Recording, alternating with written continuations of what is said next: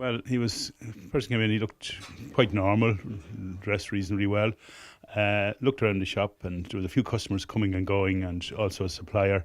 And he was looking at his jewellery, and you wouldn't pay too much heed to him because that's what we're here for, is to show the jewellery. And he looked at, then he requested, after people had gone out, he requested to have a look at different items. And on the fourth item he looked at, just standing behind me here, and he was looking in. The first thing I knew was I got a belt in the head from nowhere. I obviously wasn't looking at him in that direction, thinking of that happening, and so I suppose I was slightly dazed, and we pushed me back, or we went back anyway. I don't know, I can't remember me pushing it, but a struggle developed immediately, and we ended up going into the back room and struggling in the back room for, it seemed like an eternity, but it was probably only 3-4 minutes. And in the middle of the struggle, I didn't realise it, but he hit me with a gun, and the first thing I saw, the gun was in the middle of the struggle, so I got a hold of it good as I could, hold the gun, and there was a struggle for the gun. I got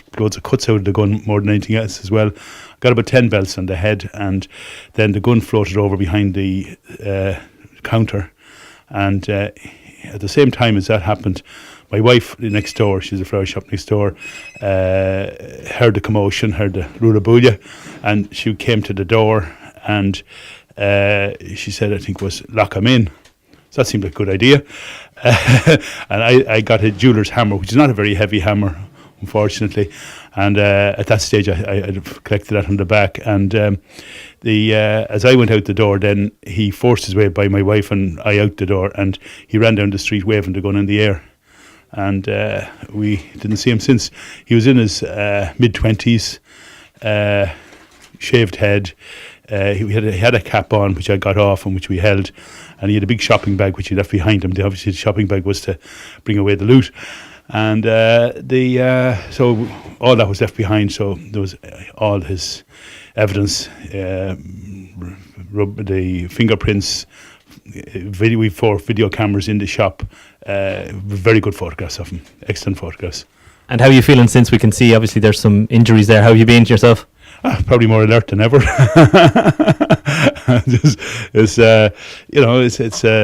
got a number of stitches in my head, and they're coming out now this Friday, and we see how it goes then, but there's no great, not really, nothing permanent, I'm glad to say. And you're very brave. I mean, any sort of, did you think afterwards, was I a bit mad to try and tackle him, or? I don't know. It's just I didn't really see the gun until we're in the middle of the tackle, and I had no alternative at that stage anyway. I didn't have a choice in the matter because the gun was hit. I was hit on the head with the gun before I knew anything, and the next thing is I was in a struggle and I looked down and there was the gun. So I just instinctively went for the gun, and but there wasn't no alternative because we're at close quarters, and that's it really. I mean, you don't think about it. Well, try not to think about it either, And any word from the Gardaí since? Any joy? Well, the guards are very good. They were here on the spot immediately. They were here within minutes. In fact, the first person in the door, I think, outside after my wife, and a few of the people on the street, passers-by, stood and looked in and that, and they were very good as well from that point of view. Even though the gun, they couldn't touch him when he ran out with the gun. But the guards were here, and the first person actually on the scene was the local superintendent. He was actually happened to be in the town at the time, and he was first here, even before the 20 squad cars arrived. he was on foot, and he was just happened to be in the town. So that was consolation, I suppose, to see him walking in the door immediately after it happening, And there was another incident around this time last year as well. Yeah, you see, this is the first time we've had sort of a violent sort of ever, I suppose really in Dún Laoghaire either for that matter, because it's something that you associate with New York or London or something like that, the West End or something. But up to this, everything's been shoplifting, and it's something that you always blame yourself for. If there's shoplifting, if they're successful, you say, well, my fault, or whoever was showing this, whoever was showing it's usually a lapse.